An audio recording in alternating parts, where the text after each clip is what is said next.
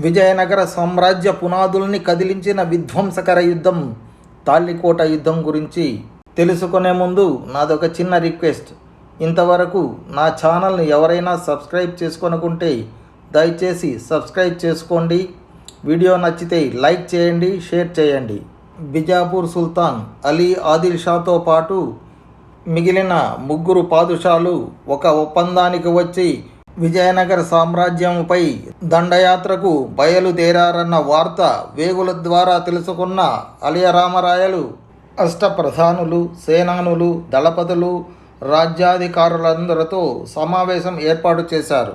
ఆ సమావేశంలో ఉన్న వారందరూ ముక్త కంఠంగా మీరీ విషయాన్ని ఇక్కడితో వదిలివేయకూడదు, ధైర్యంగా ముందుకు వస్తున్న శత్రువులను ఎదుర్కోవాలి, లేకుంటే దేశంలో వాళ్ళు కల్లోలాన్ని పెంచుతారు, దేశాన్ని ఇబ్బందుల పాలు చేస్తారు, రాజ్యాన్ని ధ్వంసం చేస్తారు.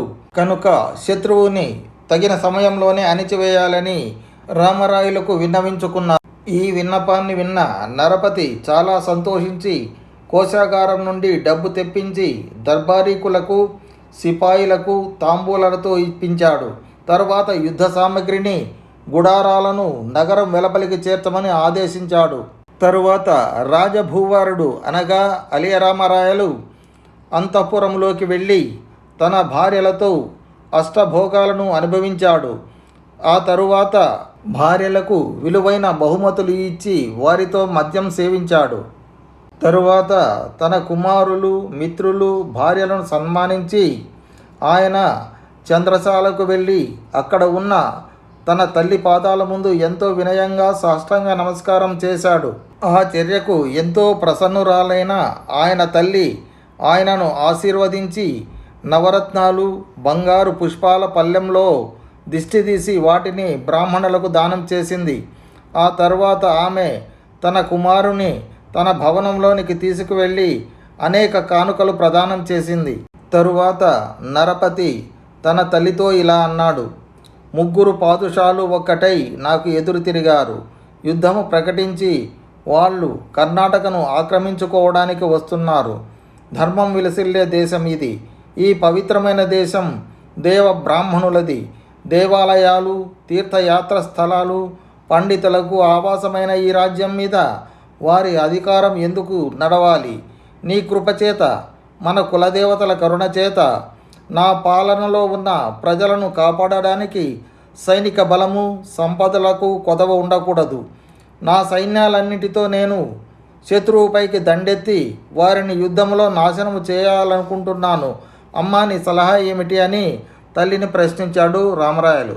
రాజభూవరుడు ఈ విధంగా తల్లి అనుమతి కోరగా ఆమె చాలా విచారంతో ఇలా అన్నది: నీవు నరపతివి, గొప్ప పాదుషావి. 7 తరాల నుండి సింహాసనం నీకు సంక్రమించింది. వాళ్ళు ముసల్మాను రాజులు ఇప్పటి వరకు తమ తమ నెలవుల్లో ఉన్నారు. ఇప్పుడు కాలం నీకు ప్రతికూలంగా ఉందో లేక నీ శత్రువులకు ప్రతికూలంగా ఉందో తెలియదు. పరిస్థితులు ప్రతికూలంగా ఉండడం వల్ల ఎక్కువ ఇబ్బంది కలిగిస్తున్నారు. పరిస్థితులను చక్కగా గమనించి సమయానుకూలంగా నడుచుకోవడం మంచిది. శత్రువుతో సంధి చేసుకోవడం మంచిది అని వారి మాతృమూర్తి సలహా ఇచ్చారు. ఈ సలహా ఏమాత్రము నచ్చని రాజభూవరుడు ఇలా అన్నాడు: గొప్ప నరపతిగా కీర్తికెక్కి అప్రతిహత పరాక్రముడిగా ప్రసిద్ధి చెందిన నాతో పోల్చినప్పుడు వారి గొప్పతనమేమిటి? వాళ్ళు నాపై ఆధారపడిన వాళ్ళు, నేనిచ్చిన భూములు పాలిస్తున్న వాళ్ళు. వారితో శాంతి కోసం సంధికి పోవడం నాకు తక్కువతనము కాదా?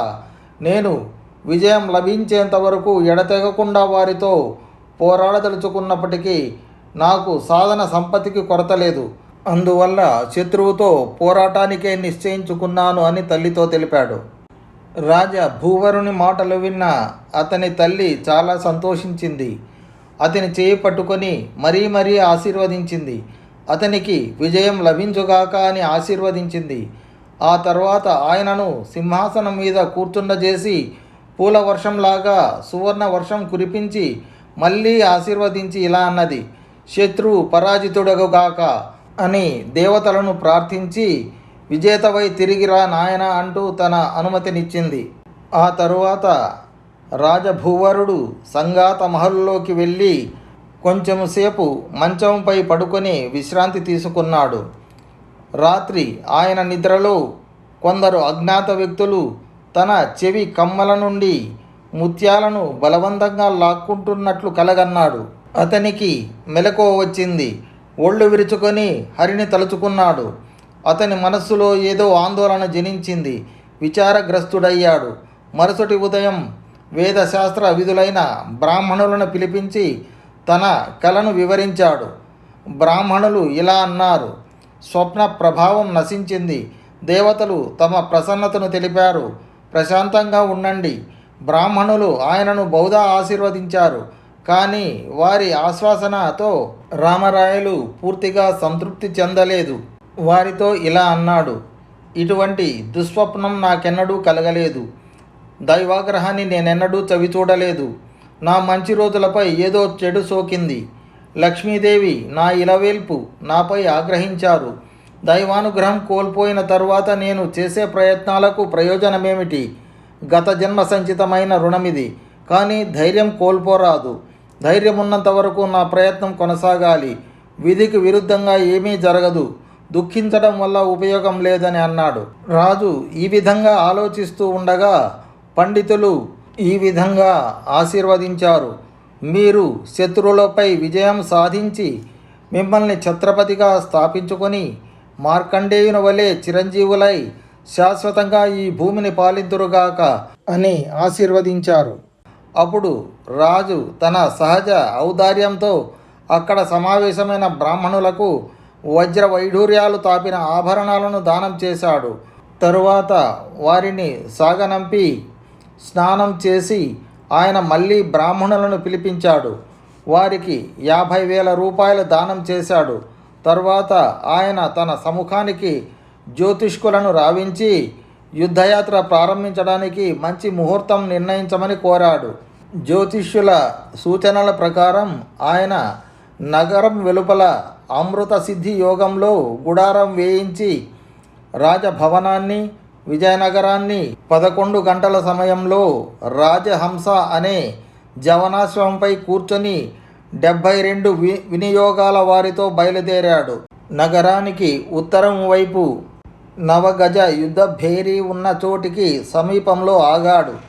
అష్టప్రధానులు, దళవాయులు, సేనానులు మొదలైన 72 విభాగాల అధికారులు, 18 కార్ఖానాలు, 12 మహళ్లవారు తమ తమ సేనలతో రాజుగారి గుడారానికి కుడి ఎడమ వైపుల బారులుగా గుడారాలు వేసుకున్నారు. విద్యానగరంలో ఉన్న సైనికులందరూ శిబిరం వద్ద జమకూడాలన్న రాజాదేశ ప్రకటన అనుసరించి శిక్షకు జడిసి రాజు ప్రాణం కంటే మన ప్రాణాలు ఎక్కువ అనుకుంటూ శిబిరానికి చేరుకున్నారు. అప్పుడు రాజు అష్టప్రధానులను, పారుపత్యగార్లను, రాకుమారులను, దళవాయి సదాశివనాయకుడు, జమేదార్ ఖానా గోపాలయ్యలను పిలిచి వజీర్లు, ఉమ్రాలు, పదాతులు, ముఖ్యమైన జమాతీదార్లు, సంస్థానాధిపతులందరూ, పాలేగార్లు, మహల్దార్లు, పాళయములు, మండలాలకు చెందిన వారందరికీ బహుమతులు పంచవలసిందిగా ఆదేశించారు. ఆ తరువాత వారికి ఈ కింది రకాల హొన్నులను అప్పగించారు. హొన్ను అనే పదము తెలుగు భాషకు సంబంధించినది. తెలుగులో హొన్ను అనగా బంగారము. ఒక హొన్ను అనగా ఒక వరహ. ఒక హొన్ను 3.4 గ్రాములు కలిగిన బంగారు నాణెము. ఇటువంటి హొన్నులు 4,22,43,370 హొన్నులను ఇంతకుముందు తెలిపిన సైన్యానికి మరియు ఇతర సిబ్బందికి పంచవలసిందిగా రామరాజు ఆజ్ఞాపించాడు.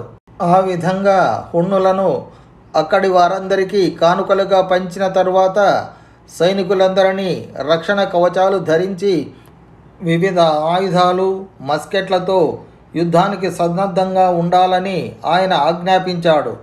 తర్వాత ప్రభుత్వ నియోగంలో ఉన్న వార్తాహరులందరినీ పిలిచి మరుసటి రోజు ఉదయం జాబితా ప్రకారం సిపాయిలందరూ హాజరులో ఉండాలని ఆదేశించాడు.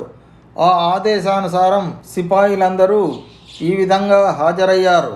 గుర్రాలు 65,48,321, ఒంటెలు 18,74,429, ఏనుగులు 18,768, తుపాకీ మందు బరువుల ప్రకారం 9,87,76,413 మనుగులు, ఫిరంగి గుండ్లు లెక్క పెట్టలేనన్ని కోట్లు.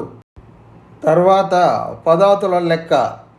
పదాతులు 12,39,430 మంది, ఇంజనీర్లు 33,460 మంది, వీరద దర్లేయవారు 34,567 మంది, కత్తుల వారు 45,987, తిరిగే ఫిరంగుల వారు 57,965, గోళందాజారు 43,876, భేరీలు బాకాల వారు 45,678 మంది, మొత్తం 15,963 మంది. ఆఢానేకారరు ఈతగాళ్ళు 43,620 మంది, నీటిలో మునిగేవారు 15,940 మంది, వెడల్పు కత్తుల వారు 43,432, బాణాలు తయారు చేసేవారు 97,645 మంది, హొయసల వారు 98,964, రాకుమారులు బంధువులు 48,976 మంది, ఇనుప శిరస్త్రాణాలు ధరించిన వారు 6,456 మంది, అధికారులు 4,562 మంది, మొత్తం 3,44,954 మంది. తక్కిన సైనికులు పరంగీలు అనగా ఫ్రాంకులు పోర్చుగీసులు 3,454 మంది, వార్తాహరులు 3,454 మంది, మహల్దార్లు 4,595 మంది, గదాధరులు 6,486 మంది, గూఢచారులు 4,686 మంది, శాస్త్రికరు 4,864 మంది, ఒంటెలవారు 5 నుండి 8,000 మంది, అశ్వశాలాధికారులు 4,686 మంది, ఒంటెల శిక్షకులు 4,876 మంది, పౌరాణికులు 4,687 మంది, గాయకులు 4,896 మంది, నర్తకీమణులు 5,798 మంది, వీణావాదకులు 438 మంది. ఆఢానేకార్లు రాతి కట్టడపు పనివార్లు 4,376, ఇళ్ళు కప్పేవారు 3,766, ఆయుధాలకు పదును పట్టేవారు 3,763, జీన్లవారు 3,763 మంది, వడ్రంగులు 4,320 మంది, ఫిరంగి దళం చెక్కలు. పెద్ద ఫిరంగులు 2,343, చిన్న ఫిరంగులు 324, రామజంగీలు 762, ఏనుగు ఫిరంగులు 9,876, ఒంటె ఫిరంగులు 7,454, రేఖలల 6,543, పెద్దరామి జంగీలు 7,640, బండ్లవారు 4,321, డాళ్లవారు 4,976, వార్తాహరులు 4,567 మంది, డబ్బు మార్పిడి వారు 3,643. వీరే కాక పండితులు 4,876 మంది, కవులు 5,787 మంది, వీణావాదకులు 465 మంది, లోహదండాలతో కాలగణకులు 579 మంది, సమయపాలన పర్యవేక్షకులు 479 మంది, కమ్మర్లు 3,736 మంది, కంసాలలు 3,775 మంది. ఈ విధంగా హాజరు తీసుకున్న తరువాత ఏనుగులను రాజభువరుని ముందు నడిపించినప్పుడు ఆయన వాటికి కవచాలు తొడిగించాడు, ఆయుధాలు అమరించాడు, హౌదాలు కట్టించి వాటిలో విల్లంబులుంచాడు. తరువాత రామరాయలు తన 72 వినియోగాల వారితో సేనలతో దిగాడు. ఆయన శిబిరం 80 మైళ్ళ వెడల్పున తుంగభద్రా తీరం నుండి కృష్ణా తీరం వరకు వ్యాపించి యుద్ధ సన్నద్ధతను చాటుకుంది. తరువాతి యుద్ధ చరిత్ర 2వ భాగంలో చర్చించుకుందాం.